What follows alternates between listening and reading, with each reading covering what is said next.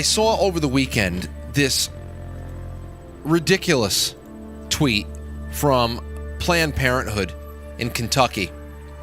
Planned Parenthood in Kentucky puts this tweet out here on March 1st. Some men have a uterus. Some men have a uterus. Some men have a uterus, and they repeat it about 9 more times. Some men have a uterus, over and over and over again. I just want to say something. I just want to talk to this just for a little bit. Now, I think where people go wrong with this transsexual stuff, this transsexual debate, transgenderism, where we go wrong with the debate is in thinking that common courtesy isn't enough, you know? I mean, I would call a transgendered person whatever they prefer. This is me personally, whatever they preferred, because I feel that that is an acceptable place for courtesy to extend. Hear me out on this. Because let's be honest, it would be pretty uncomfortable to spend your time getting into social standoffs with people when you can simply just get on with your life, all right? Especially if it's just something that's courteous. Once it gets to the point where you have people like Bill de Blasio threatening to fine business owners that don't respect somebody's pronouns with $250,000 fines over here in New York, then we get into some real big problems. But as far as common courtesy goes, that's where I think it could and should extend. That's at least how the way I live my life. Now, I'll tell you a story. I used to work for a tax accountant. I did like this a little bit of side work for this tax worker. He's a friend of my father's. His name's also Frank. Well, his face was always very well taken care of. I didn't understand what it was at first because I would see him, and I guess he was a handsome enough guy, but I don't know what it was. Like it was like he was wearing foundation or something. Like his face looked too like perfect as far as his tone. I don't know, something was going on. But in comparison to his hair, which was kind of shaggy, frumpy, it was unkempt, you know, but it wasn't like in a stylish way. It was just like messy. Like he didn't care about his hair, but his face was perfect. Well, we found out why that upcoming fall. Later in that fall of 2008, I went to a play. Now, Frank, the accountant, shows up in a red wig and a red gown. Well, that was the night that Frank introduced us to Franned.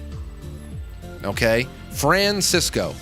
That's his name. Now he has a comedy act in the New York City comedy circuit. Even my father was shocked at this. I mean, this is the guy who was helping my dad mediate a reverse mortgage crisis for my grandmother's house, and now here he is at the Westchester Broadway Theater dressing like Jessica Rabbit. You know, so that's just something to behold there. So now Frank/Fran, at least back then, maintained that he was a straight man. You know, he was still only attracted to women. He was married at the time. I don't know if he's married anymore. So we kind of thought that he was like, you know, he's just a drag queen. Well, now that he has a stand-up act and all that stuff, and he's a little bit more public with himself, he calls himself trans, and in either case, whatever. Fran does our taxes. That's what it comes down to. When I see Frank at a Christmas party, it's Fran. That's it. I tell her how lovely she looks. You know, I'm ingratiating Fran.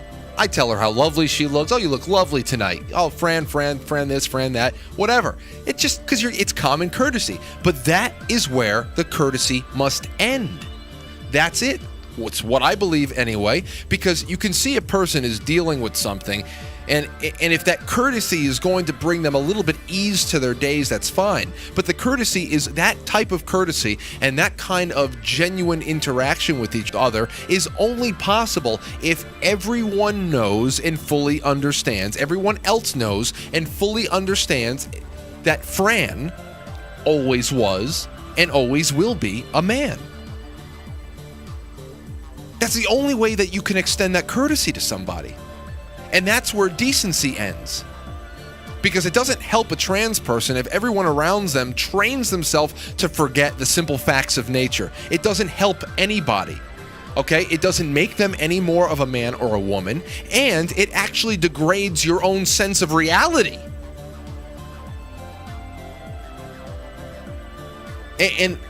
And all that does is force people to become more discourteous. And how does this happen? It happens for a couple of reasons. Because some people will be discourteous just because some people can be dicks. People can just straight out be dicks. They can be taunting, they can be bullies. That's just what it is. But other people who are decent and want to be decent will actually be forced to be discourteous because it will be required of them in order to reestablish the lines of sanity again. That's just what it is going to be.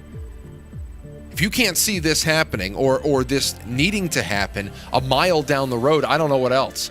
Because it wouldn't be required of us to talk about trans people in any other light other than the fact that these are people who are out there. They're real. Their stories are real. Their lives are real. Their relationships, their jobs, their aspirations, their goals. It's all real. They're not made up people. But now we're getting to a place because of organizations like Planned Parenthood where it is imperative that we have to assert once again that men cannot become women simply through surgery, drugs, and public declarations. It doesn't happen that way.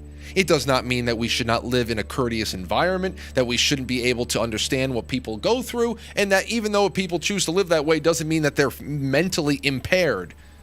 There's some kind of a disconnect. There is a number of identity issues going on there, and it doesn't even mean that they're mentally impaired in some way. You don't have to treat them like they're infirmed or something, you know? So it's all this nuance, and because it's such a nuanced, delicate situation, and because the people who should be, people who have platforms and they're either in medical professions or they're in government or everything else, because those people who should be a little bit more solid in foundation are actually leading us down this path of insanity, it's hard to talk in nuance and get these points across. Because the second, once again, just like Salon talking about the elections in Italy, not going their way, of course, it must be propaganda, it must be far-right lunacy, it must be anti-immigration and not just pro-legal immigration. This is the kind of thinking it goes. It's the all-or-nothing absolutism, and only a Sith deals in absolutes. And in doing so, and you bring this out, you look mean-spirited, and it's not the case. And another place where people get tripped up is in praising men who look really, really pretty when they dress up as women. That is a place where people get really tripped up. This whole yas, queen, slay bullshit that goes on. People get very excited when a guy looks indistinguishable to a girl these days because I think they feel like it's somehow proof that it was meant to be. Meanwhile, the average trans person is very noticeably male. Very noticeably male. You know it to be true. It's just the truth. Fran, very noticeably male. But it's okay. But this is the thing. When you're looking about the media, the places that create the illusion, they create the movie, they give you the glamorous trans girl that is able to compete in Miss America, and you wouldn't even know it was once a man. Why do I bring this up? Because it shows how shallow the whole thing is. You can bring a drag queen like RuPaul in front of a third grade class of kids, and you might be able to fool some of them. But if you put a blonde wig on a guy who looks like Lurch from the Addams Family, no one is going to believe you, even a third grader. The only thing is that the guy who looks like Lurch and the guy who looks like RuPaul are biologically indistinguishable. So your whole movement is based on superficial standards and a lot of wishful thinking. That is something that I think is so damaging. So damaging. It takes away, it's almost like welfare, where welfare stands in as a terrible stand-in for charity, for compassion, for community togetherness and unity. It is a terrible stand-in. It's a cruel hoax. This whole trans movement is a cruel hoax for something that could just as easily be a movement of compassion, where everybody knows the truth about nature and men and women, but we are also kind to people around us.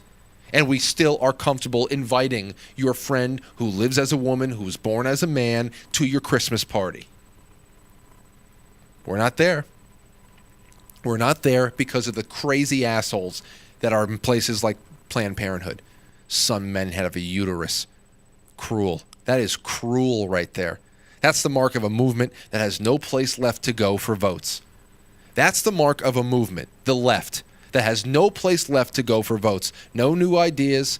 They push this past they push this past courtesy and kindness and into the realm of mass brainwashing and hormone blockers for kids.